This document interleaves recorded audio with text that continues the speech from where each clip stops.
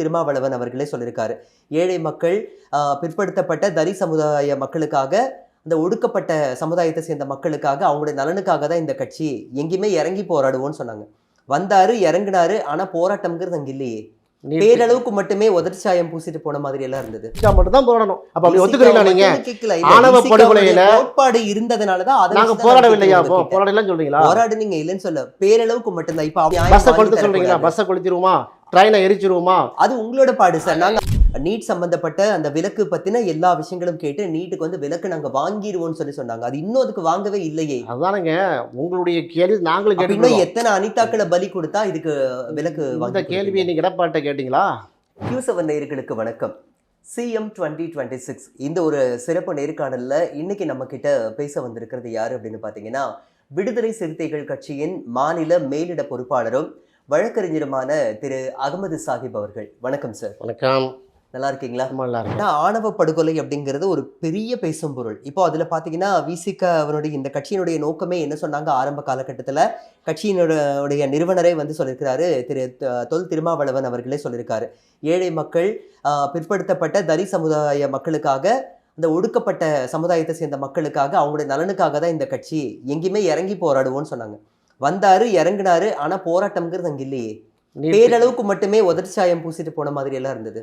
இது வந்து நான் மட்டும் கேட்கல, சமூக வலைத்தளங்கள் ஒரு பெரிய விவாதத்தையே நடத்துறாங்க. பட்டிமன்றம் வச்சோன்னா அந்த அளவுக்கு கேள்வி கேட்பாங்க. அவ்வளவு நடந்திருக்கு. அப்ப இதை பத்தி என்ன சொல்றீங்க? நீங்க எந்த டிவியை பாக்குறீங்க எனக்கு தெரியவில்லை. சமூக வலைத்தளங்கள், டிவியை கூட விட்டுருங்க. டிவி சேனல் வந்து ஏகப்பட்ட வச்சிருக்காங்க. சமூக வலைத்தளங்கள் பொதுவான ஒரு மேடை. ஒருவேளை அண்ணாமலை ஆர்மியில வெளியிடக்கூடிய அந்த யூடியூப் சேனல்ல பாக்கல மாதிரி தெரியல. பொதுவான சமூக வலைத்தளங்கள்ல இப்படி ஒரு கேள்வி வைக்கப்பட்டது. உங்க கேள்வியில 2 திருத்தம் தேவை. எங்க தலைவர் வந்து தலித் சமுதாயத்துக்கு மட்டும் பாடுபடுவேங்கிற ஒடுக்கப்பட்ட சமுதாயம் எல்லாமே வந்து அனைவருக்கும். நீங்க பார்ப்பன சமூகம் சொல்லக்கூடிய மேலாதிக்க சமூகம் பாதி நாங்க தான் நிற்போம். அது தெளிவாக எங்கள் கட்சி இருக்கிறது. அதாவது நீதியின் பக்கம் நிற்கக்கூடிய கட்சி எங்களுடைய கட்சி. எங்கள் தலைவர் அப்படிப்பட்ட தலைவர் தான். அதனால் அதில் ஒடுக்கப்பட்ட சமுதாயம் மட்டும் வந்து பாதிக்கப்பட்டால் தான் நிற்போம் இல்லை. ஆனால் அதிகமாக பாதிக்கப்படுகிறது எங்கள் சமூகம் தான் பாதிக்கப்படுது. அந்த அடிப்படையில் நீங்கள் கேட்டால் நான் புரிஞ்சு கொள்கிறேன். கவின் படுகொலை பொறுத்தவரை என் சொந்த ஊரான காயல்பட்டத்துக்கு பக்கத்தில் உள்ள ஊர் தான் அந்த கவின். சரியா? அந்த ஊரோட எங்களுக்கு நிறைய தொடர்புகள் உண்டு. நான் களத்தில் நின்றுருக்கிறோம். கருத்தில் மட்டும் நிற்கல. ஆணவ படுகொலையை வந்து எதிர்த்து கருத்தில் மட்டும் நிற்கல, களத்தில் நின்றுருக்கிறோம். தமிழ்நாடு ஃபுல்லாக நாங்கள் ஆர்ப்பாட்டம் பண்ணியிருக்கோம். ஸ்தம்பிக்கிற அளவுக்கு அங்கே திருநெல்வேலி தூத்துக்குடி மாவட்டமே வந்து ஸ்தம்பிக்கிற அளவுக்கு நாங்கள் போராட்டம் நடத்தியிருக்கிறோம். இன்றைக்கு கவின் படுகொலையை வந்து செய்த அந்த கயவர்கள் கூண்டோடு கைது செய்யப்பட்டிருக்காங்க. போலீஸுடைய அதிகாரி கைது செய்யப்பட்டிருக்கார். இவ்வளோ விஷயங்கள் அழுத்தம் எப்படி வந்துச்சு? கைது மட்டும்தான் இல்லை, எப்படி வந்துச்சுன்னு கேட்டேன். எப்படி வந்துச்சுன்னு கேட்டேன். 2000 வருஷம் பிரச்சனை சார். இது 2000 வருஷம் வந்து இந்த இந்திய பிராந்தியத்தில் வந்து ஒடுக்கப்பட்ட பிற்படுத்தப்பட்ட சமூகங்கள் இது போன்ற ஆணவ படுகொலைக்கு நடந்துக்கிட்டே இருக்கு. இதில் நீங்கள் திமுக, அதிமுக, காங்கிரஸ், கம்யூனிஸ்ட் அரசியல் சாயம் பூசாதீங்க. இதுக்கு எங்கே போனால் வர்ணாசிரம கொள்கை இருக்கும் காலமெல்லாம், இந்த சனாதன அந்த கோட்பாடு இருக்கும் காலமெல்லாம், தாழ்த்தப்பட்டவனை உயர்ந்தவன் என்கிற பாகுபாடு இருக்கும் காலம் நடந்து கொண்டே இருக்கிறது. இதை நீங்கள் வந்து குறுகிய வட்டத்தில் நம்ம பார்க்கறது தான் தவறாக இருக்குது.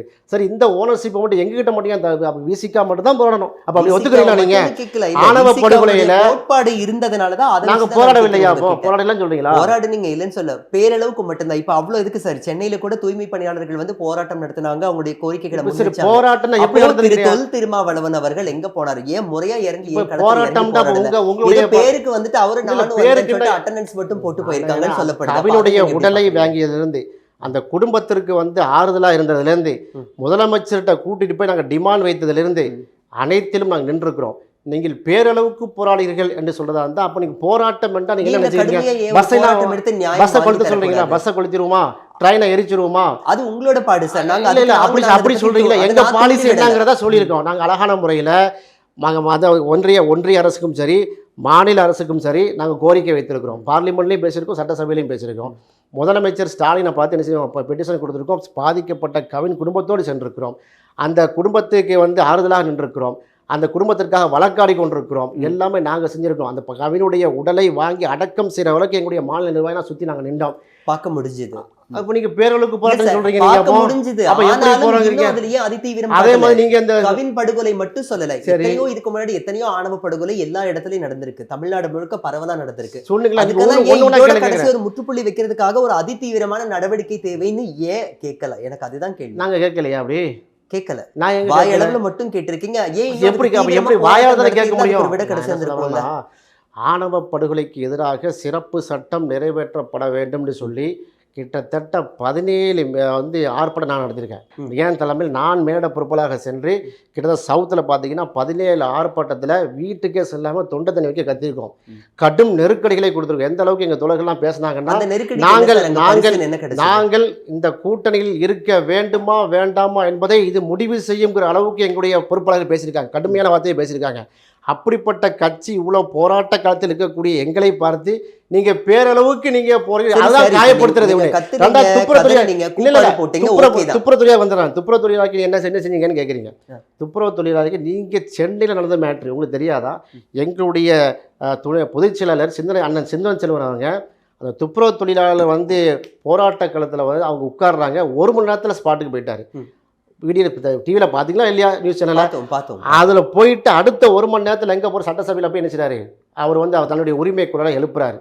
இவ்வளோ வேலையை நாங்கள் பண்ணியிருக்கிறோம். இவ்வளோ விஷயங்கள் நாங்கள் பண்ணி துப்புரவு தொழிலாளர்களுக்கு வந்து அவ்வளவு சப்போர்ட்டாக நிற்கும் போது நீங்கள் இப்போ என்ன துப்புரவு தொழிலாளர் ஏதோ கடந்து சென்ற மாதிரி நீங்கள் வந்து அதை சொல்றது வந்து உங்களுடைய பார்வை. பணியாளர்களே அந்த போராட்டத்தில் ஈடுபட்டவங்கள்ட்ட சிலர்கிட்ட பர்சனலாக அவங்கள பார்க்கும்போது அவங்களுடைய இதுதான் அவங்களுடைய நியாயமான விஷயமே இதுவாக தான் இருந்தது. எல்லாருமே வந்தாங்க, தம்பி பார்த்தாங்க, பேசினாங்க, போயிட்டாங்க, ஒண்ணுமே இல்லை அப்படிதான் சொல்றாங்க. அப்ப அது ஏன் அவ்வளவு ஒரு லெத்தாஜிக்கு ஏன் தான் கேட்கிறேன். அப்ப தீவிரமா இறங்கி இதுக்கு குரல் கொடுத்தாங்க அப்படின்னா திரும்ப இருக்கக்கூடிய உங்களாலேயே தீவிரம் தான் எப்படி பாட்டாளி மக்கள் கட்சி மாதிரி மரத்தை வெட்டி போட சொல்றீங்களா? அப்படிப்பட்ட ட்ரைனிங் எங்களுக்கு கிடையாது. நாங்க கருத்தியல் போராளிகள் நாங்கெல்லாம். நீங்க தீவிரமா எப்படி தீவிரமா நீங்க சொல்லித்தாங்களா? எப்படி தீவிரம்?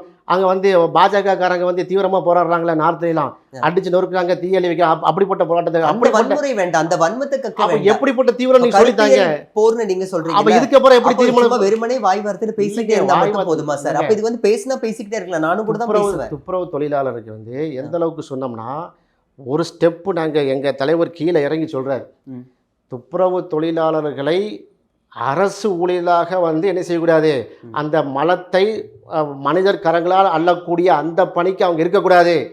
எந்திரங்கள் பயன்படுத்த வேண்டும். எந்திரங்களை பயன்படுத்தினான்னு சொன்னால் அந்த இடத்துல நீங்கள் என்ன செய்யுங்க, தமிழ்நாடு கவர்மெண்ட் வந்து அரசு பணியாக அவங்கள வைத்துக் கொள்ளுங்கள். அவங்க கம்ப்யூட்டரில் உட்காந்து ஆப்ரேட் பண்ணுவான் எந்திரத்தை. அது இல்லாமல் மலைக்குழிக்குள்ளே இறங்கி அல்றதுங்கிறது அப்படிப்பட்ட பணி எங்களுக்கு தேவையில்லை என்று சொன்னதை கூட, ஒரு நியாயத்தின் அடிப்படையில் சொன்னதை கூட, கருணை பார்வையில் சொன்னதை கூட நீங்கள் வந்து உங்களை மாதிரி சில ஊடகங்கள் சீமான்டா நாந்தவ சீமான் இல்லை, ஊடக சீமான்கள் வந்து என்ன செய்றீங்க, எப்படி திருத்தி நீங்கள் வெளியிட்டீங்க. இப்போ நீங்கள் கேட்குறீங்கல்ல, கவின் படுகொலையில், ஆவணப்படுகொலையில், உதாரணமாக நம்ம ஆம்ஸ்ட்ராங் படுகொலை, ஒட்டுமொத்த விடுதலை சிறுத்தைகள் கட்சியினுடைய அனைத்து எல்லா நிகழ்ச்சியும் ரத்து செய்துவிட்டு தலைவர் 3 days இருந்தார். 3 நாட்கள் வந்து ஆம்ஸ்டாங்கில் இருந்தார். கடும் போராட்டங்க, கடுமையான போராட்டம். நாங்கள் எந்த மேட பொறுப்பாளர்கள் அனைவரும் வீட்டுக்கே செல்லலை. அவ்வளோ பம்பரமாக சொல்லி அரசுக்கு கடும் நெருக்கடி கொடுத்து அங்கே ஸ்பெஷல் இன்வெஸ்டிகேஷன் எஸ்ஐ போட்டு ஃபுல்லாக பிடிச்சிட்டு இருக்காங்க. அப்போ நீங்கள் ஒற்றை வார்த்தையில் நீங்கள் ஒன்றுமே செய்யலை நாங்கள் என்ன செய்திருக்கிறோம் என்பதை தமிழ்நாடு மக்கள் தெளிவாக தெரிந்திருக்கிறார்கள். என்ன சொன்னேன்னா, செஞ்சிருந்தா மக்கள் ஏன் அது வந்து குறையா சொல்ல போறாங்க? மக்கள் யாரும் குறை சொல்லலையே. எந்த மக்கள் சொன்னாங்க சொல்லுங்க, 10 பேர் சொல்லுங்க பார்ப்போம். பார்க்கதான் போகுது. அது என்னன்னா, நீங்க ஒருவேளை மக்கள் வந்து அந்த நீங்க வந்து கமலாலயத்தின் வாசல்ல இருந்து ஏதோ கேட்டிருப்பீங்கன்னு நினைக்கிறேன். அதனால தான் மக்கள் வந்து விசிகே பத்தி என்ன செய்யறாங்க, குறை சொல்லியிருப்பாங்க. கமலாலயத்து வாசல்ல விட்டு கொஞ்சம் வெளியே வந்து பொதுமக்கள்கிட்ட கேளுங்க, விசிகானா யாருன்னு சொல்லுவாங்க. அழகா சார், இன்றைய தமிழ்நாட்டு அரசியல்ல மிகப்பெரிய ஒரு பேசும் பொருள்னா பாமகவினுடைய இந்த பிளவு தான். ராமதாஸ் அவர்கள் அன்புமணியை வந்து கலை நீக்கம் செஞ்சுட்டு அப்படின்னு சொல்லி ஒரு பகிரங்கமாக ஒரு அறிவிப்பு கொடுத்துருக்காரு. இதை பற்றி சொல்லுங்க. அவ்வளோ கூடிய பேசு பொருளாக இருக்கிறது. பேசிட்டு தானே இருக்காங்க. அப்படியா? அது நம்ம ஒன்றும் கவலைப்பட வேண்டிய அவசியம் இல்லை. எல்லா டிஸ்பியூட்டும் டிசம்பர் மாதம் ஒன்றாயிடும். எங்கள் ஐயா ராமதாஸ் ஐயா அவர்களும் அன்புமணி ராமதாஸ் ஐயா அவர்களும் தோளில் கை போட்டு வருவாங்க. அந்த காட்சி நாம் காணத்தான் போகிறோம். இந்த பேட்டியை நீங்கள் கட் பண்ணி எடுத்து வச்சுக்கோங்க. அப்போ நம்ம என்ன செய்வோம், ஒரு ஹிஸ்ட்ரி ரோல் பேக் ஹிஸ்டரின்னு போட்டுக்கொள்ளலாம். இல்லை சார், ஏன்னா இனிஷியலை தவிர வேறு எதையுமே வந்து அவர் யூஸ் பண்ணக்கூடாது. அப்படி பண்ணால் துறை ரீதியான நடவடிக்கை எடுப்புன்னு அவர் சொல்லியிருக்கிறாரு. நீங்கள் எப்படி சொல்கிறீங்க? இப்படி நினைக்கலாமே, கூடா நட்பு கேடாய் முடியும் அப்படிங்கிற மாதிரி மோடிஜி கையில் தோளில் கை போட்டு கட்டி பிடிச்சி முத்தம் கொடுக்காத குறையா எங்கள் ஐயா ராமதாஸ் ஐயா அவர்கள் 2024 வந்து பண்ணார். ஒருவேளை செங்கோட்டையன் மாதிரி இங்கே ஏகநாத் சிண்டேக்கள் உருவாக்கப்படுகிறார்களோ பாட்டாளி மக்கள் கட்சியில் அப்படின்னு நான் கேட்ட தப்பாகி போவோம். ஏன்னா பாட்டாளி மக்கள் கட்சியினுடைய உள் விவகாரத்தில் வந்து நாங்கள் தலையிடுவது அவ்வளோ சரியல்ல. எங்களுடைய தலைவர் எழுச்சி தமிழ் அந்த அத்தகைய பாடத்தை எங்களுக்கு கட்டுத்தரவில்லை. அவங்களுடைய உள்கட்சி விவகாரம் அப்படியே பிரிஞ்சாலும் ஒன்றும் மேட்ரு இல்லை. மோடிஜியுடைய அருமை நண்பர் டொனால்ட் ட்ரம்ப் இருக்கார். இந்தியா பாகிஸ்தானுடைய போரையே வந்து ஒரே ஃபோனில் வந்து முடித்தாள். அதனால் எங்கள் ஐயா ராமதாஸ் ஐயாவுடைய பிரச்சனையும் ஒரே ஃபோனில் முடிச்சிடுவார். அதை நம்ம கவலைப்பட வேண்டிய அவசியம் இல்லை. சிறப்பு. என்ன நடக்க போகுதுன்னு we can wait and see sir. இப்போது 2026 தேர்தலில் 4 முறை போட்டியாக இருக்குன்னு சொல்கிறாங்க. இந்த 4 முறை போட்டியில் எந்தெந்த கட்சிகளுக்கு அறுதி பெரும்பான்மை தனிப்பட்ட முறையில் கிடைக்கும்னு நினைக்கிறீங்க? 4 முனை போட்டி என்பதை நான் ஒத்துக்கொள்ளவில்லை. இருமுனை போட்டி தான். போட்டி என்பது திமுகவின் தலைமையில் அமைந்த மதச்சார்பற்ற முற்போக்கு கூட்டணி இந்தியா பிளாக்குக்கும் அதை எதிர்த்து நிற்கக்கூடிய அதிமுக தலைமையில் அமைந்தவா அதிமுக தனிப்பட்டவா அது தெரியாது.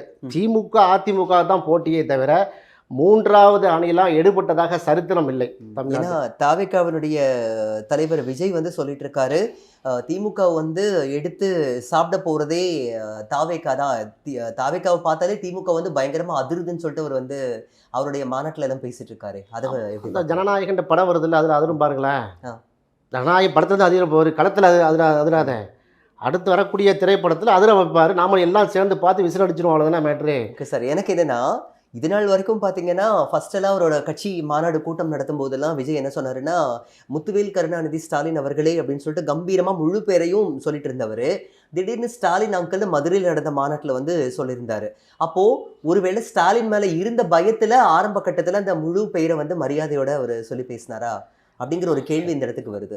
தமிழ்நாடு வெற்றி கழகத்தை பொறுத்தவரையில் அவர்கள் கட்சியை தொடங்கப் போகிறோம் என்ற அறிவிப்பு வெளியிட்ட உடனே நாங்கள் தான் வாழ்த்து தெரிவித்தோம். எங்கள் தலைவர் எழுச்சி தமிழர் வந்து வாழ்த்துக்கள் என்று சொல்கிறார். ஏன்னா ஒரு பொலிட்டிக்கல் ஸ்டாண்ட் எடுத்து வர்றாங்க. முதல் மாநில மாநாடு நடத்துகிறாங்க. மாநாடு வெற்றி பெற வாழ்த்துக்கள் நாங்கள் தான் வாழ்த்து சொன்னோம். அதே தலைவர் தான் சொன்னார். இந்த மாநாட்டில் வந்து அவர் பேசிய பேச்சுக்கு நாங்கள் திரும்ப டீகோட் பண்ணி கேட்குறோம். நீங்கள் பிஜேபியை ஃபாசிசம் என்று சொல்கிறீர்களே, நீங்கள் பாயாசமா என்று கேட்டார். யாரை பற்றி கேட்குறாரு? யாரெல்லாம் பிஜேபியை வந்து குறை சொல்கிறாரோ விமர்சனம் பண்ணுறோமோ, குறிப்பாக அவங்க எங்களுடைய கூட்டணி திமுக தலைமையில் வந்த இந்தியா பிளாக் கூட்டணி நோக்கி கேட்குறாரு. அப்போ நீங்கள் ஃபாசிசம் என்பது வந்து இந்த நாட்டை துண்டாடி இருக்கிறது. 70 ஆண்டு காலம் நீங்கள் வரலாற்றை எடுத்து பார்த்தீங்கன்னா அந்த ஃபாசிச சித்தாந்தத்தால் எக்கச்சக்கமான உயிர்களை இழந்திருக்கிறோம்.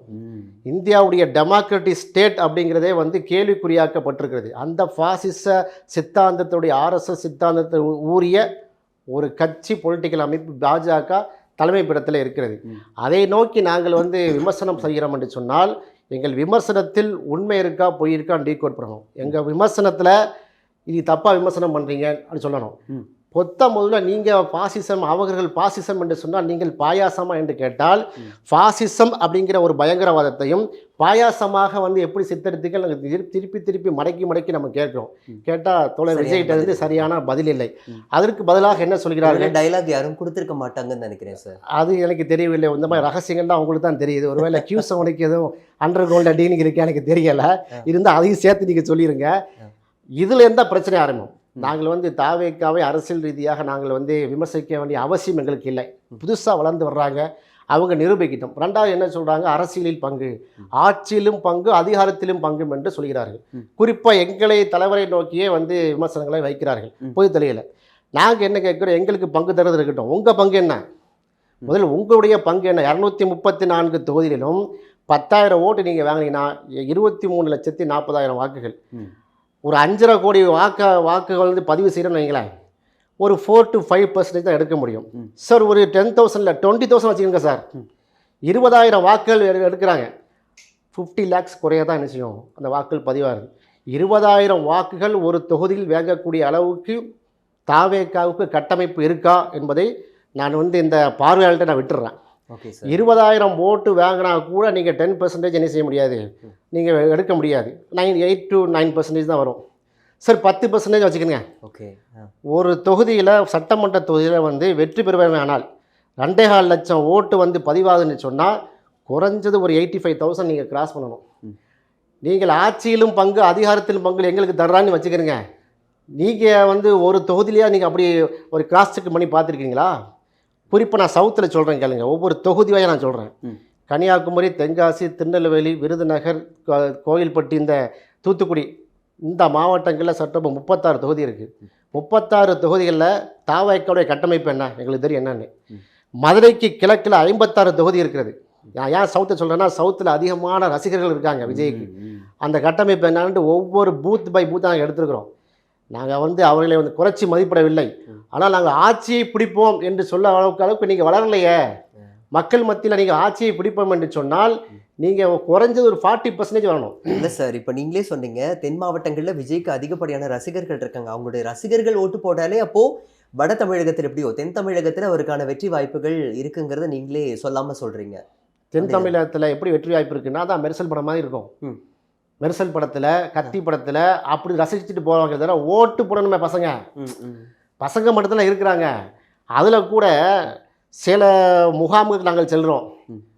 பச்சையாக சொல்கிறோம், விஜய் ரசிகர்கள்ட்ட வந்து நாங்கள் வந்து கேட்கும்போது, சரிப்பா நீங்கள் யாருக்கு வாக்கு அளிப்பான்னு நாங்கள் கேட்குறோம். யாருக்கிட்ட? விஜய் ரசிகர்கள்ட்ட. விஜய் முருகன், விஜய் அப்படி வைக்கிறாங்கல்ல, பேர் வைக்கிறாங்கல்ல, அந்த பசங்கிட்ட கேட்குறோம். நாங்கள் விஜய் தளபதினு சொல்லிக்கிறோம், ஓட்டு இந்த கட்சிக்கு தான் போடுவாங்களாம். ஓட்டு நாங்கள் வந்து எங்கள் குலசாமிக்கு தான் போடுவாங்களாம். அது யாருங்கிறது நாங்கள் திரும்ப அது நீங்கள் 2020 பாருங்கள். அப்போ இந்த அளவுக்கு தான் கருத்தியல் இருக்கிறது. அப்போ அந்த குலசாமிங்கிறது யாரு சார்? எனக்கு இப்போ அதுக்கு விட வேணும். குலசாமிங்கிறது அவங்க யார் சாமியாக கும்பிட்றாங்களோ அவங்க குலசாமிகள் தான். ரைட்டு. அதனால் இதுதான் விஜயுடைய நிலை. நாம் என்ன சொல்கிறோம், முதல்ல கருத்தியலாக நீங்கள் வாங்க. நீங்கள் என்ன கொள்கையை சொல்கிறீர்கள்? எடுத்த எடுப்புலேயே வந்து நீங்கள் சீட்டில் முதலமைச்சர் சீட்டில் வந்து உட்காரணுன்னு ஆசைப்படுறாங்க. வாழ்த்துறோம் எல்லாரும். எல்லா அரசியல் கட்சி தலைவர்களும் தன் தொண்டர்கள் வந்து தலைவர்களை முதலமைச்சராக ஆக்கி பார்க்கணுன்னு தான் ஆசைப்படுவாங்க. அந்த அடிப்படையில் விஜய் வந்து முதலமைச்சர் ஆகணும்னு ஆசைப்படுற நம்ம தப்புன்னு சொல்ல முடியாது. பிரதமராக கூட ஆகலாம், அவனுக்கு பிரச்சனை கிடையாது. ஆனால் திமுக வீழ்த்துவேன், ஸ்டாலின் அங்கில், இப்படிலாம் ஒரு அன்பார்லிமெண்ட்டாக சொல்லும்போது மக்கள் ரசிக்க மாட்டாங்க. கீழே இருக்கக்கூடிய வந்து தம்பிமார்கள் வந்தால் விசில் அடிச்சுட்டு போவாங்களே தவிர ஒரு கருத்தியல் கூட்டமாக அதை என்ன செய்ய முடியாது, மாற்ற முடியாது. அவ்வளோ இல்லைங்க. மதுரை மாநாட்டை நான் முழுமையாக நான் கவனித்தேன். அங்கே பார்த்தீங்கன்னா எங்கள் பத்திரிகையாளர் சங்கத்தில் இந்த தொடர்கள் உள்ளே இருக்கிறாங்க. முழு லைவை நான் ஃபுல்லாக நான் பார்த்தேன். சரி, தீர்மானம் வாசிக்கப்பட்டதா? இல்லை, வாசிக்கப்படலை. தீர்மானத்தை எங்கே போடுவேன்னாங்க, ஃபேஸ்புக்கில் பாருங்கன்னாங்க. ஃபேஸ்புக்கில் லைவில் போய் பேசிட்டு போயிருக்கலாமா? அப்போ இத்தனை லட்சம் பேரை கூட்டினான்னு சொல்கிறீங்க. அப்போ வந்து கருத்தியல் இல்லை.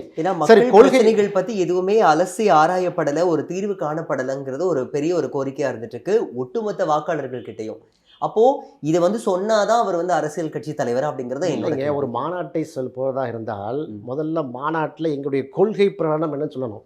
இப்போ தாவேக்கா கட்சியினுடைய கொள்கை புருஷர்கள் யார்?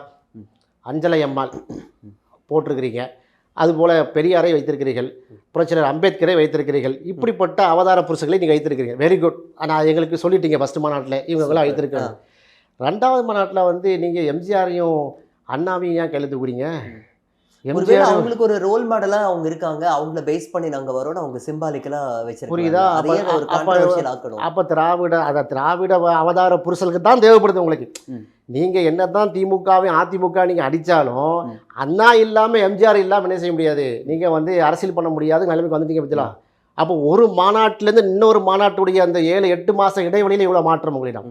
இதான் சொல்கிறோம், உங்கள் கொள்கையில் தெளிவாக இருங்க. கொள்கையை பற்றி எதுவுமே சொல்லவில்லை, தீர்மானம் நிறைவேற்றப்படவில்லை. வாக்குறுதி சொல்லணும். நாங்கள் வந்து ஆட்சிக்கு வந்தால் நாங்கள் என்னதெல்லாம் செய்வோம், கல்வியில் எப்படி செய்வோம், விவசாயத்தில் எப்படி செய்வோம், பொருளாதாரத்தை எப்படி பண்ணுவோம், இப்படி சொல்ல வேண்டும். எந்த வாக்குறுதியுமே சொல்லாமல் அதுக்கு மறுத்து பேசுனாங்க. எப்படி மறுத்து பேச? நாங்கள் எதாவது வாக்குறுதி தர மாட்டாங்க, தரணுங்க. ஒருவேளை சொல்ல மாட்டோம் செஞ்சு காமிப்போன்னு இருந்தா, ஒருவேளை இந்த தேர்தலுக்கு இன்னும் நாள் இருக்கு, அந்த ஒரு நேரம் நெருங்கும் போது நம்ம எதுவுமே பேசிக்கலாமே, இப்ப இருந்த ஏன் தம்பட்டம் அடிக்கணும் அப்படிங்கிறத அவங்க ஒரு மைண்ட்ல வச்சிருக்கலாம். அப்படி மைண்ட்ல வச்சிருந்தா மோடியை வந்து எதிர்த்து பேசும்போது, பாஜக பிஜேபி நீங்கள் எதிர்த்து பேசுறதா சொல்லும்போது, கச்சத்தீவை நீங்கள் மீட்டு தாருங்கள், அது போதும். போதாதான் எங்களுக்கு கச்சத்தீவு மட்டுமே எங்களுக்கு கோரிக்கை. அதுபோல் நீட்டை வந்து திருப்பி தாங்க, அது போதும். அது மட்டும் நீட்டை திருப்பி பெற வேண்டும், கச்சத்தீவு வர வேண்டும், அது மட்டும் கோரிக்கை இல்லை. நாடு பற்றி எரிஞ்சிட்டு இருக்கு. எஸ்ஐஆர் ஸ்பெஷல் இன்டென்சிவ் வந்து ரிவிஷனில் வந்து 65 லட்சம் வாக்கள் பீகார் வாக்களை கபலீகரம் செய்திருக்கிறார்கள். அது பற்றி எரிஞ்சு கொண்டிருக்கிறது. 3 ஆண்டுகள் சிறை தண்டனை பெற்றால், 1 மாதம் சிறை தண்டனை பெற்றால் அவர் வந்து நிற்கவே முடியாது. ம். மாநாடு நடத்திக்கிட்டு இருக்காருங்க. அப்போ அமித்ஷா முன்மொழிகிறாரு, ம். ஒரு கண்டன குரல் இல்லை. ம். அப்போ எதில் கவனம் செலுத்த வேண்டுமோ அதில் கவனம் செலுத்தாமல் நீங்கள் வேறு எதையோ நீங்கள் பேசுனீங்கன்னா நான் அப்புறம் சொல்லிக்கிறேன்னு சொல்லக்கூடாது, இப்போ சொல்லணும். எதில் சொல்ல வேணுமோ அங்கே சொல்லாமல் அப்புறம் சொல்லிக்கிறோன்னா நாங்கள் அப்புறம் ஓட்டு போட்டுக்கான்னு போயிடுவான். சரி, இப்போ என்னோட இன்னொரு கேள்வி, நீட் அப்படிங்கிறது இந்த விவகாரமாக நான் கேட்கணும்னு நினைச்சேன். நீங்களாவே எனக்கு அதுக்கு ஒரு கேள்வியை கொடுத்துட்டீங்க உங்களோட பதில்ல. நீட் விவகாரம் திமுக தலைமையிலான இந்த கூட்டணி அரசு வந்து பதவிக்கு வந்துருச்சு அப்படின்னா முதல் கையெழுத்து நீட் விலக்கு அப்படிங்கிற ஒரு விஷயம். அது ஏன் இன்னைக்கு வரைக்கும் கிட்டத்தட்ட பதவிக்கு வந்து 4.5 வருஷம் காலங்கள் ஆயிடுச்சு, நீட்டுக்கு வந்து இன்னொரு முற்றுப்புள்ளியே அது வைக்கவே இல்லையே, அது எதனால? நல்ல ஒரு கேள்வி. இந்த நீட் விவகாரத்தில் 3 நாட்கள் சுமார் 72 மணி நேரங்கள் விவாதம் நடந்துச்சா இல்லையா தமிழ் சட்டசபையில்? விவாதம் நடந்திருக்கான, அதுக்கு இன்னும் விடை இல்லையே, விலக்கு இல்லையே. விவாதம் நடந்து ஒட்டுமொத்தம் அதிமுகவும் சேர்ந்து ஒரு மனதாக என்ன தீர்மானம் நிறைவேற்றோம். ஆ. சட்டசபையில் தீர்மானம் நிறைவேற்றி யாருக்கு அனுப்புகிறோம்? RN Ravi, RSS Ravi, RN ரவிக்கு அனுப்பி வைத்தால் அவர் அண்ணாமலையோட மோசமாக இருக்கிறாரு. பாஜகவுடைய தமிழக தலைவருமாய் செயல்படுறாரு. ஒன்று நீட்டு தேர்வுக்கு நான் என்ன செய்ய மாட்டேன், ப்ரப்போஸ் பண்ண மாட்டேன், மசோதாவை திருப்பி அனுப்ப வேண்டும், அல்லது சரிதான் அப்படின்னு சொல்லி நீங்கள் ஜனாதிபதிக்கு அனுப்ப வேண்டும். அப்படி ஊற போட்டாரு 4 வருஷமா. இப்போ நாங்கள் சில முயற்சிகள் கிடப்பிலேயே இருந்துட்டு போடுன்னு விட்டு நீங்க அடுத்தடுத்து நோக்கி கோர்ட்டுக்கு போனோம், சுப்ரீம் கோர்ட்டுக்கு போனோம், வழக்கு நடந்துட்டு இருக்கா இல்லையா? அப்போ இந்த அரசு வந்து சில முயற்சிகள் எடுக்கத்தான் செய்கிறது. ஒட்டு மொத்தமாக வந்து நீட்டை வந்து பராமுகமாக விட்டுவிட்டார்கள் என்று சொல்லவும் நம்ம முடியாது. நீட்டை நீங்கள் வந்து எங்களுக்கு பெற்று தந்து விட்டீர்கள் அப்படின்னு சொல்ல முடியாது. ஆனால் முயற்சி எடுத்துக்கிறாங்க. அப்போ திமுகவை இந்த விஷயத்தில் கண்மூடித்தனமாக பிளேம் பண்ணக்கூடிய எதிர்கட்சியை தாண்டி எதிர்கட்சியாக நாம் செயல்படக்கூடாது என்று சொல்கிறோம். இதை நான் திரும்ப தாவேகா மேட்டருக்கு வர்றேன். நீங்கள் இதெல்லாம் சொல்கிறீங்களேங்க, நமக்கு தர வேண்டிய ஃபண்டு வரமாட்டிருக்கு. நீங்கள் வந்து படுகொலை, கவின் படுகொலை, இந்த மாதிரி ஆவணப்படுகொலை, அது ஏத்துக்கலாம். ஆனால் மக்களோட கேள்வி என்ன அப்படின்னா, இந்த நீட் விவகாரம் வந்து இன்னும் முடிஞ்ச பாடல, இன்னும் எத்தனை காலங்கள் நீட் வந்து விலக்குன்னு ஒரு விஷயம் வர்ற வரைக்கும் இது பேசிக்கிட்டே தான் இருப்போம். முழுமையாக அதுக்கு ஒரு தீர்வு இல்லை அப்படிங்கிறத மாணவர்களோட ஒரு கோரிக்கை. என்ன எத்தனை அனிதாக்கள் வந்து இந்த ஃபோர்ஸ் எப்போ வரணும்னா, நீட் என்கிற தேர்வை முதலமைச்சர் ஸ்டாலின் கொண்டு வந்து நிறுவியிருந்தால் நாம் என்ன செய்யலாம், அந்த போராட்ட காலத்தோடு நம்ம இறங்கலாம். நீங்கள் எப்படிங்க நீட் என்பது வந்து மோடி சர்க்காரை நோக்கி கேட்கக்கூடிய கேள்வி, பாஜக சர்க்காரை நோக்கி கேட்கலாம். சரி, எடப்பாடி தேர்தல் வாக்குறுதியில டிஎம்கே தலைமையிலான கூட்டணி என்ன சார் சொன்னாங்க? டிஎம்கே தலைமையிலான கூட்டணி கட்சிகள் ஆட்சிக்கு வந்தால் முதல் கையெழுத்தோ இந்த மதுவிலக்கு, பூரண மதுவிலக்கு ஆகட்டும், அதே மாதிரி நீட் சம்பந்தப்பட்ட அந்த விலக்கு பத்தின எல்லா விஷயங்களும் கேட்டு நீட்டுக்கு வந்து விலக்கு நாங்க வாங்கிடுவோம்னு சொன்னாங்க. அது இன்னும் அதுக்கு வாங்கவே இல்லையே. அதானுங்க உங்களுடைய கேள்வி. நாங்களும் கேட்டோம், எத்தனை அனிதாக்களை பலி கொடுத்தா இதுக்கு விலக்கு? இந்த கேள்வியை நீங்க எடப்பாட்ட கேட்டீங்களா? நீட்டு தேர்வை கொண்டு வரும்போது, நீட்டு மசோதாவை கொண்டு வரும்போது அண்ணன் எடப்பாடி முதலமைச்சராக இருக்கிறார். அப்போ இன்னைக்கு பேசக்கூடியவர்கள் அன்னைக்கு என்ன செய்யலை, குரல் எழுப்பவில்லை. இதே அண்ணன் எடப்பாடியார் வந்து எதிர்க்கட்சி தலைவராக ஆன பிறகு அவர் சேர்த்து கையெழுத்து போடுகிறார். இப்போ வந்து அரசியல் அரங்கில் ஒரு சட்டம் வந்து நிறைவேற்றப்பட்ட பிறகு directive principles of state policy என்கிற அடிப்படையிலும் அல்லது ஃபெடரலிசம் சொல்லக்கூடிய கூட்டாட்சி சட்டத்தின் அடிப்படையிலும் நாம் எங்கெங்கே போகணும், தீர்மானம் நிறைவேற்றுறோம், கவர்னருக்கு அனுப்புகிறோம், சுப்ரீம் கோர்ட்டில் கேஸ் போடுறோம். இதுதான் வழிமுறை. வரமாட்டிருக்கு சார், வரமாட்டிருக்கு சார், நாங்கள் என்ன செய்யறது? இது எப்படி தெரியுமா சார் இருக்கு? நான் வந்து நான் ஈயத்தை வந்து அப்படி பூசும்போது நீ இப்படி சுத்தணும், இப்படி பூசும்போது அப்படி சுத்தணும் அப்படிங்கிற மாதிரி ஆளுக்கு ஒவ்வொரு கட்சியுமே பழிய தூக்கி போட்டே போயிட்டு இதுக்கு ஒரு விடை என்ன? விடை வேணும். இப்போ என்ன செய்யலாம்னு சொல்லி நீங்க ஒரு தீர்வை சொல்லுங்களேன். சுப்ரீம் கோர்ட்டுக்கு போறோம், கேஸ் பெண்டிங்ல இருக்கு, பெரிய அக்கப்பூரா ஓடிக்கிட்டு இருக்கு, சரியா? தீர்மானம் நிறைவேற்றி மசோதா அனுப்பியிருக்கிறோம். நீங்கள் திமுகவிலேருந்து ஒரு தலைவர் துணை முதல்வராக இருக்கக்கூடிய உதயநிதி ஸ்டாலின் பேசுனதை வச்சு நீங்கள் உடச்சி சொல்லுங்களேன். கேள்வியை எப்படி சுற்றுறீங்க? ஓப்பனாக சொல்லுங்க. உதயநிதி ஸ்டாலின் அவர்கள் சொன்னார், நிறைவேற்ற முடியவில்லை. உங்கள் கேள்வி என்னன்னு கேட்குறீங்க? தான் கேள்வி. இது திமுக தலைவரை நாங்கள் கேட்டிருக்கோங்க. சரி, இப்போ அடுத்தபடியாக பார்த்தீங்கன்னா, நம்ம தமிழ்நாட்டை சேர்ந்த ஒரு பிரமுகர், அரசியல் கட்சி பிரமுகர் இப்போது துணை ஜனாதிபதியாக பதவி எடுத்திருக்காரு. தமிழ்நாட்டுக்கு எந்த வகையிலலாம் நம்ம வந்துட்டு நல்லது எதிர்பார்க்கலாமா? என்னோட கேள்வி அது. ஆக்சுவலாக சிபி ராதாகிருஷ்ணன் அவர்கள்